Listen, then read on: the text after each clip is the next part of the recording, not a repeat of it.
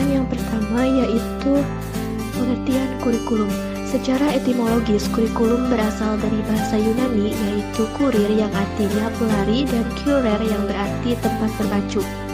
Jadi, istilah kurikulum berasal dari dunia olahraga pada zaman Romawi kuno di Yunani, yang berarti jarak yang harus ditempuh oleh pelari dari garis start sampai finish. Dapat dipahami, jarak yang harus ditempuh di sini bermakna kurikulum dengan muatan isi dan materi pelajaran yang dijadikan jangka waktu yang harus ditempuh oleh siswa untuk memperoleh ijazah.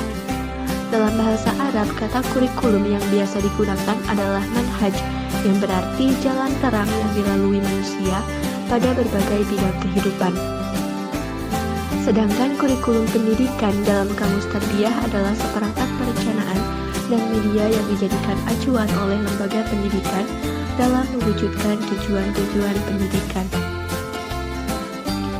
Menurut S. Nasution, kurikulum merupakan suatu rencana yang disusun untuk melancarkan proses belajar mengajar di bawah bimbingan dan tanggung jawab sekolah atau lembaga pendidikan beserta staf pengajaran.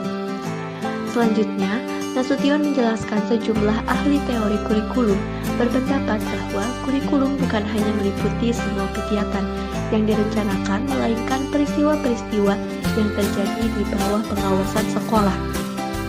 Jadi, selain kegiatan kurikulum yang formal yang sering disebut kegiatan kokurikuler atau ekstrakurikuler.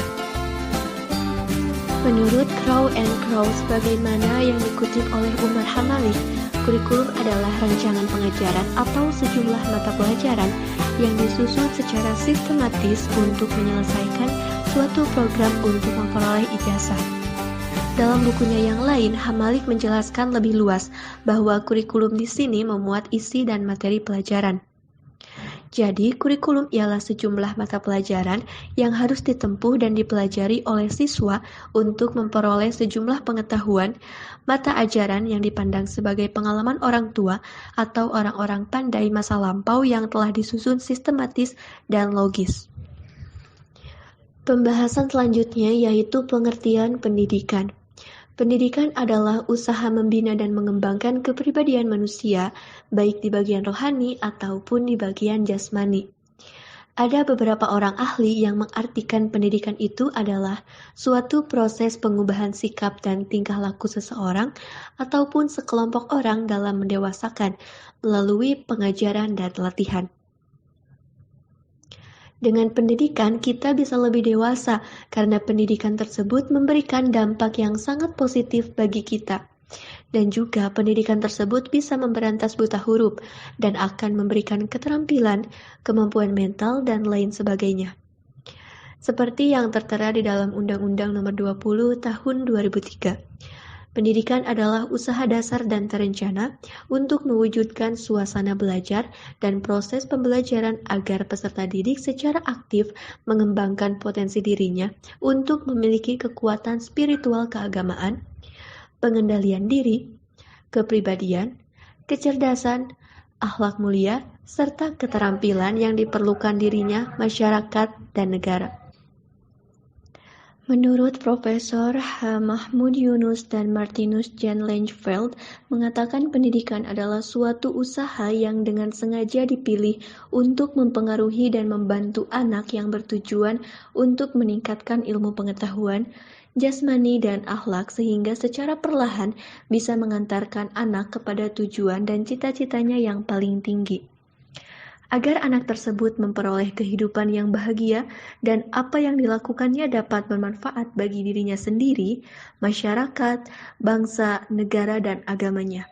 Selain dari itu, pendidikan adalah upaya menolong anak untuk dapat melakukan tugas hidupnya secara mandiri dan bertanggung jawab, dan pendidikan juga merupakan usaha manusia dalam membimbing manusia yang belum dewasa menuju kedewasaan. Menurut H. Horne, pendidikan adalah proses yang terus-menerus abadi dari penyesuaian yang lebih tinggi bagi makhluk manusia yang telah berkembang secara fisik dan mental, yang bebas dan sadar kepada Tuhan, seperti termanifestasi atau terwujud dalam alam sekitar intelektual, emosional, dan kemanusiaan dari manusia. Setiap negara maju tidak akan pernah terlepas dengan dunia pendidikan. Semakin tinggi kualitas pendidikan suatu negara, maka semakin tinggi pula kualitas sumber daya manusia yang dapat memajukan dan mengharumkan negaranya. Pengertian mengenai pendidikan dapat dilihat dari beberapa titik sudut pandang yang berbeda-beda, antara titik sudut fisiologis maupun titik sudut pandang sosiologis. Terdapat banyak pengertian maupun definisi yang membahas mengenai pendidikan, tergantung dalam melihat pendidikan melalui titik sudut manapun. Akan tetapi dalam intisari mengenai pemaknaan konsep pendidikan mengarah pada satu tujuan, yaitu suatu upaya yang dijadikan proses dalam membina diri seseorang maupun masyarakat secara umum supaya dapat menjembatani langkah-langkah dalam menjalani kehidupan sehingga bisa meraih hidup yang diimpikan oleh semua orang, yaitu menikmati kehidupan yang serba dilandasi pengetahuan dan hidup sejahtera. Semua kebutuhan terpenuhi dan munculnya ide kreatif dan inovatif yang hanya bisa didapat dengan proses mengenyam pendidikan. Pembahasan yang selanjutnya yaitu pengertian seni rupa. Seni rupa adalah cabang seni yang membentuk karya seni dengan media yang bisa ditangkap mata dan dirasakan dengan rabaan. Kesan ini dibuat dengan mengolah konsep garis, bidang, bentuk, volume, warna, tekstur, dan pencahayaan dengan acuan estetika. Seni rupa dibedakan ke dalam 3 kategori, yaitu seni rupa murni atau seni murni, kriya, dan desain. Seni rupa murni mengacu kepada karya-karya yang hanya untuk tujuan pemuasan ekspresi pribadi. Sementara kriya dan desain lebih menitik beratkan fungsi dan kemudahan produksi. Secara kasar, terjemahan seni rupa di dalam bahasa Inggris adalah fine art. Namun, sesuai perkembangan dunia seni modern, istilah fine art menjadi lebih spesifik kepada pengertian seni rupa murni, untuk kemudian menggabungkannya dengan desain dan kriya ke dalam bahasan visual art. Untuk lebih jelas memahami pengertian seni rupa, bisa dipahami dengan pengertian seni rupa menurut para ahli. Berikut ini terdapat pendapat dari para ahli mengenai seni rupa, yakni sebagai berikut. Yang pertama, menurut Lamery. Menurut pendapat dari Lamery, seni rupa merupakan suatu penglihatan ekspresi secara simbolis dalam bentuk yang jelas dan detail dengan lebih indah yang dinetralisir menjadi sebuah bentuk ataupun wujud indah yang merupakan bentuk pengekspresian perasaan. Yang kedua, menurut Alexander Baumgarten. Menurut pendapat dari Alexander Baumgarten, seni rupa merupakan sebuah keindahan dan seni adalah tujuan yang positif, serta menjadikan setiap orang yang melihat atau mendengarnya merasa bahagia. Yang ketiga, menurut Immanuel Kant. Menurut pendapat dari Immanuel Kant, seni rupa merupakan suatu impian yang tidak dapat direalisasikan dengan rumus-rumus tertentu. Yang keempat, menurut Everyman Encyclopedia. Menurut pendapat dari Everyman Encyclopedia, seni rupa merupakan segala sesuatu yang dijalankan seseorang, tetapi bukan menurut pada dorongan kebutuhan pokoknya, melainkan atas kehendak kenikmatan, kemewahan maupun kebutuhan spiritual. Yang kelima, menurut Leo Tolstoy. Menurut pendapat dari Leo Tolstoy, seni rupa merupakan sebuah ungkapan perasaan pencipta yang lalu diungkapkan pada orang lain dengan harapan supaya mereka dapat ikut merasakan apa yang dirasakan oleh penciptanya. Yang keenam, menurut Aristoteles. Menurut pendapat dari Aristoteles, seni rupa merupakan usaha peniruan yang dilakukan pada alam, tetapi sifatnya wajib dan ideal. Yang ketujuh, menurut Plato dan Rousseau. Menurut pendapat dari Plato dan Rousseau, seni rupa merupakan sebuah hasil dari peniruan alam dengan seluruh bentuknya. Yang kedelapan, menurut Ensiklopedia Indonesia. Menurut pendapat dari Ensiklopedia Indonesia, seni rupa sebuah ciptaan dari seluruh keadaan yang keindahannya mampu membuat orang merasa senang saat mendengar maupun melihatnya. Yang kesembilan, menurut Hawking. Menurut pendapat dari Hawking, seni rupa merupakan sebagai bentuk jiwa seseorang yang diimajinasikan pada sebuah bentuk indah dengan diungkapkan dan bisa dinikmati oleh semua orang dalam pertunjukan maupun pameran seni. Yang kesepuluh, menurut Dr. Andes Rizky Ahmad Zailani. Menurut pendapat beliau, seni rupa merupakan sebuah kata yang semua orang dipastikan mengenalnya, walaupun dengan kadar pemahaman yang berbeda. Konon kabarnya kata seni berasal dari kata sani yang kurang lebih artinya jiwa yang luhur atau ketulusan jiwa.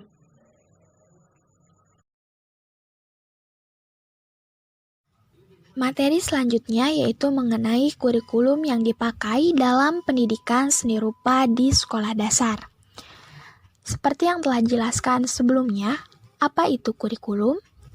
Kurikulum adalah segala aktivitas dan pengalaman belajar yang diprogramkan serta diselenggarakan sekolah untuk peserta didiknya agar mencapai tujuan tertentu.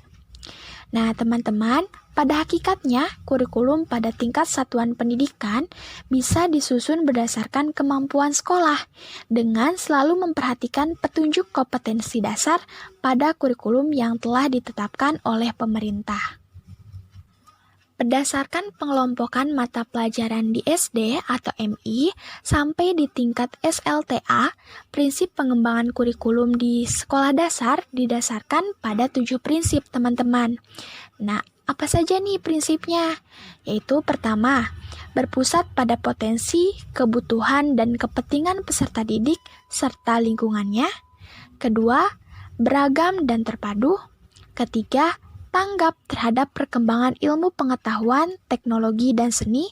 Keempat, relevan dengan kebutuhan kehidupan. 5. Menyeluruh dan berkesinambungan. 6. Belajar sepanjang hayat. Dan 7. Seimbang antara kepentingan nasional dan kepentingan daerah. Lalu perlu diketahui oleh teman-teman semua bahwasannya kurikulum dilaksanakan dengan pendekatan multistrategi dan multimedia, sumber belajar dan teknologi yang memadai, serta memanfaatkan lingkungan sekitar sebagai sumber belajar. Pendidikan seni rupa yang diberikan di sekolah biasanya karena keunikan, kebermaknaan, dan kebermanfaatan terhadap kebutuhan perkembangan peserta didik, di mana terletak pada pemberian pengalaman estetik dalam bentuk kegiatan berekspresi atau berkreasi dan berapresiasi melalui pendekatan belajar dengan seni, belajar melalui seni, dan belajar tentang seni. Pendidikan seni rupa itu sendiri memiliki peranan dalam pembentukan pribadi peserta didik, teman-teman. Nah, pembentukan pribadi seperti apa? Pembentukan pribadi peserta didik yang harmonis dengan memperhatikan pembentukan perkembangan anak dalam mencapai multi kecerdasan, yang terdiri atas kecerdasan intrapersonal, interpersonal, visual spasial, musikal, linguistik, logik matematik, naturalis, kecerdasan kreativitas, kecerdasan spiritual dan moral, dan kecerdasan emosional. Hal ini untuk mewadahi konsepsi-konsepsi tentang seni rupa tersebut. Di sini kelompok kami mencontohkan kurikulum yang dipakai dalam pendidikan seni rupa di SD yaitu pada kurikulum 2006. Bisa dilihat teman-teman pada tabel ini, di sini pendidikan seni rupa telah dirancang kegiatannya. Baik, untuk materi yang selanjutnya yaitu ada evaluasi seni rupa di sekolah dasar. Dalam melaksanakan kegiatan evaluasi pendidikan dan pembelajaran seni, kegiatan penilaian karya seni berbeda dengan penilaian mata pelajaran eksak. Terhadap seni, khususnya seni rupa, seolah proses penilaian mudah karena hanya dengan sekilas melihat, nilai segera didapat. Namun sebenarnya tidaklah sesederhana itu. Muharam dan Sundaryati menegaskan bahwa dalam evaluasi pendidikan seni, penilaian ditinjau dari segi-segi psikologis, estetik, dan kependidikan. Dalam aspek psikologis, penilaian pendidikan seni dilakukan untuk melihat perkembangan mental dan emosional siswa. Pada segi estetik, penilaian dilakukan untuk melihat perkembangan siswa dalam kemampuan apresiasi dan kreativitas dalam proses pembelajaran seni. Sedangkan dari segi pendidikan, proses penilaian diarahkan untuk melihat perkembangan sosialisasi dan kedewasaan. Pembuatan kriteria dalam proses evaluasi berfungsi sebagai rambu-rambu mengenai aspek evaluasi. Keputusan akhir tetap berada di tangan penilai, yang dalam hal ini adalah guru. Ini dikarenakan sifat evaluasi seni yang subjektif dan tidak eksak.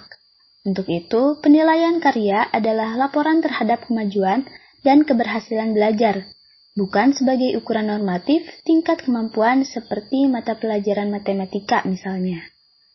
Kedudukan kriteria sebagai rambu-rambu diupayakan mendekati persepsi ke arah penilaian seobjektif mungkin.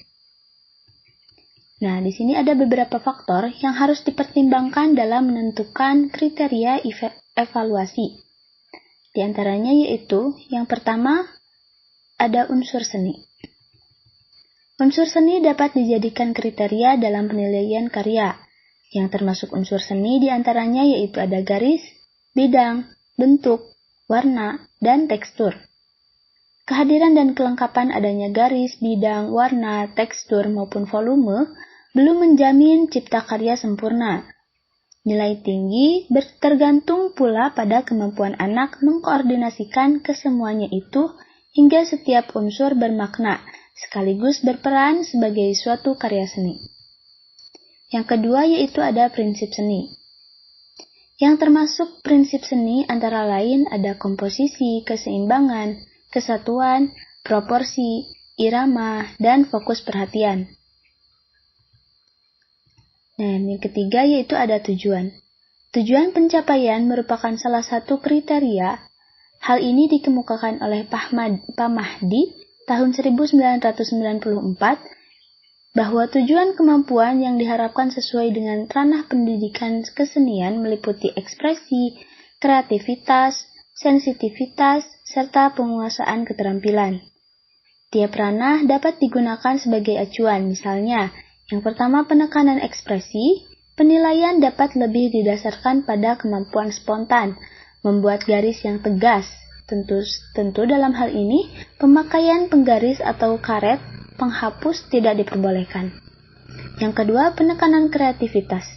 Dapat dilihat dari kemampuan mewujudkan gagasan, tema, bentuk, yang lain dari yang pernah atau biasa ada. Yang ketiga, ada penekanan sensitivitas. Ditunjukkan oleh kemampuan menggambar bentuk sesuai keadaan sesungguhnya, meliputi ketepatan, plastisitas, dan keutuhan. Penguasaan keterampilan tampak pada ketelitian dan kerapihan penyelesaian tugas. Dalam hal penentuan kriteria, ada 4 hal yang harus diperhatikan menurut Pak Mahdi tahun 1994. Yang pertama yaitu penilaian atau evaluasi seni sebenarnya bersifat subjektif, karena tiadanya peraturan pasti sebagaimana didapat pada mata pelajaran eksak. Lagi pula untuk soalnya bukan objektif tes, sehingga tidak mudah menentukan tingkat kesalahan.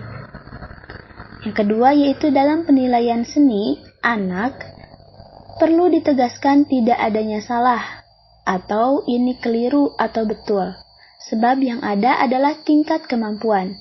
Oleh karenanya, faktor psikologis diperlukan dalam menilai karya seni rupa anak. Yang ketiga, penilaian seni akan memberi dampak terhadap minat dan perkembangan jiwa anak. Oleh karena itu, dituntut perlunya kearifan dan kecermatan dalam menentukan hasil penilaian akhir. Yang keempat, penilaian karya sepenuhnya adalah tanggung jawab penilai.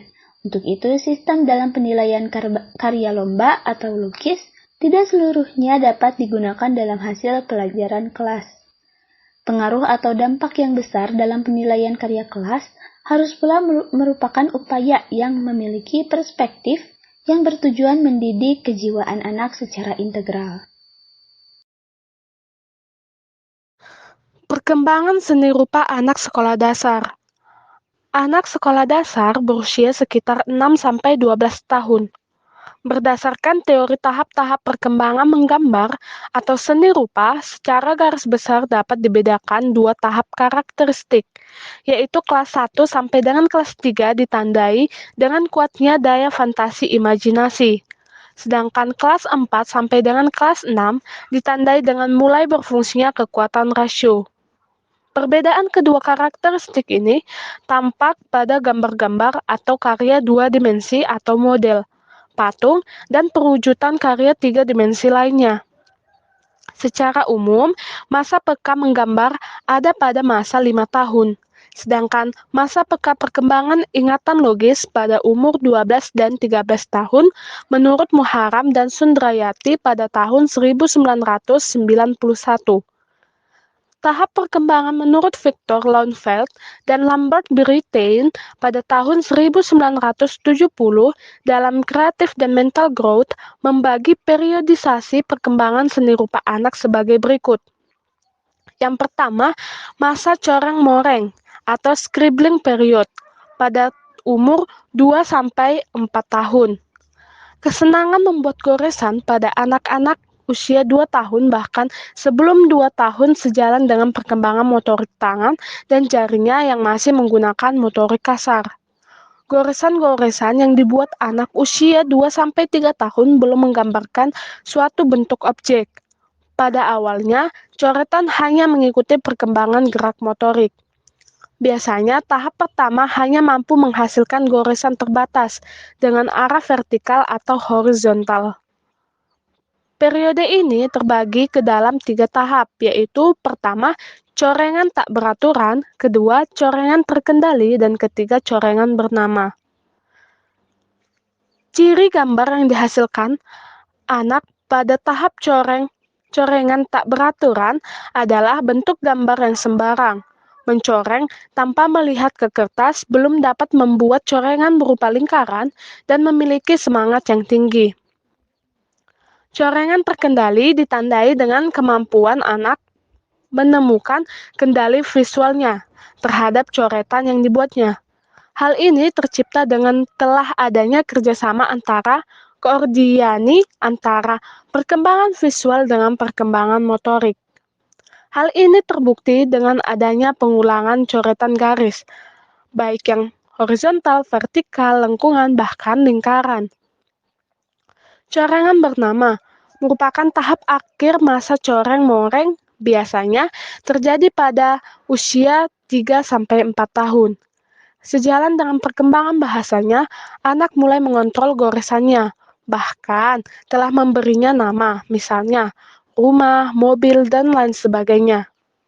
Hal ini dapat digunakan oleh orang tua atau guru pada jenjang pendidikan usia dini atau TK dalam membangkitkan keberanian anak untuk mengemukakan kata-kata tertentu atau pendapat tertentu berdasarkan hal yang digambarnya. Pada masa mencoreng, bila anak difasilitasi oleh orang tua, maka akan memiliki peluang untuk melakukan kreasi dalam hal garis dan bentuk, mengembangkan koordinasi gerak, dan mulai menyadari ada hubungan gambar dengan lingkungannya. Hal yang paling penting yang harus dilakukan oleh orang tua dan guru pada masa ini adalah dengan memberi perhatian terhadap karya yang sedang dibuat anak, sehingga tercipta kemampuan komunikasi anak dengan orang dewasa secara melalui bahasa visual. Yang kedua, masa prabagan atau pre-semantic period, biasanya pada anak usia 4-7 tahun. Usia anak pada tahap ini biasanya berada pada jenjang pendidikan TK dan SD kelas awal. Kecenderungan umum pada tahap ini, objek yang digambarkan anak biasanya berupa gambar kepala berkaki. Sebuah lingkaran yang menggambarkan kepala, kemudian pada bagian bawahnya ada 2 garis sebagai pengganti kedua kaki. Ciri-ciri yang menarik lainnya pada tahap ini yaitu telah menggunakan bentuk-bentuk dasar geometris untuk memberi kesan objek dari dunia sekitarnya. Koordinasi tangan lebih berkembang. Aspek warna belum ada hubungan tertentu dengan objek. Orang biasa saja berwarna biru, merah, coklat, atau warna lainnya yang disenanginya. Ketiga itu ada masa bagan atau schematic period. Biasanya terdapat pada anak usia 7-9 tahun. Nah, pada masa ini konsep bentuk mulai tampak lebih jelas. Anak cenderung mengulang bentuk. Gambar masih tetap berkesan datar dan berputar atau rebah. Nah, misalnya tampak pada penggambaran pohon di kiri kanan jalan yang dibuat tegak lurus dengan badan jalan. Bagian kiri rebah ke kiri, sedangkan bagian kanan rebah ke kanan. Pada perkembangan selanjutnya juga, kesadaran ruang muncul dengan dibuatnya garis pijak atau baseline. Penafsiran ruang bersifat subjektif, tampak pada gambar tembus pandang. Contohnya digambarkan orang makan di ruangan, seakan-akan dinding terbuat dari kaca. Nah, gejala ini disebut dengan idioplastis atau gambar terawang tembus pandang. Yang keempat ada masa realisme awal atau dawning realisme. Terdapat pada anak usia 9-12 tahun. Pada periode realisme awal, karya anak lebih menyerupai kenyataan. Kesadaran perspektif mulai muncul, namun berdasarkan penglihatannya sendiri. Mereka menyatukan objek dengan lingkungan. Selain itu, kesadaran untuk berkelompok dengan teman sebaya dialami pada masa ini. Perhatian kepada objek sudah mulai rinci. Namun demikian, dalam menggambarkan objek, atau proporsi perbandingan ukuran belum dikuasai sepenuhnya. Pemahaman warna sudah mulai disadari. Misalnya, warna biru langit itu berbeda dengan biru air laut. Penguasaan konsep ruang mulai dikenalnya, sehingga letak objek tidak lagi bertumpu pada garis, melainkan pada bidang dasar, sehingga mulai ditemukan garis horizon. Selain itu, dikenalnya warna dan ruang, penguasaan unsur desain seperti keseimbangan dan irama mulai dikenal pada periode ini. Yang kelima ada masa naturalisme semu atau pseudo-naturalistik, terdapat pada anak usia 12-14 tahun. Pada masa naturalisme semu, kemampuan berpikir abstrak serta kesadaran sosialnya semakin berkembang. Perhatian kepada seni mulai kritis, bahkan terdapat karyanya sendiri, dan juga pengamatan kepada objek lebih rinci. Yang keenam itu ada masa penentuan atau period of decision, terdapat pada anak usia 14-17 tahun. Pada periode ini tumbuh kesadaran akan kemampuan diri. Perbedaan tipe individual makin nampak, dan anak yang berbakat cenderung akan melanjutkan kegiatannya dengan rasa senang, tetapi yang merasa tidak berbakat akan meninggalkan kegiatan seni rupa, apalagi tanpa bimbingan. Dalam hal ini, peranan guru banyak menentukan, terutama dalam meyakinkan bahwa keterlibatan manusia dengan seni akan berlangsung terus dalam kehidupan. Seni bukanlah urusan seniman saja, tetapi urusan semua orang, dan siapapun tak akan terhindar dari sentuhan seni dalam kehidupannya sehari-hari.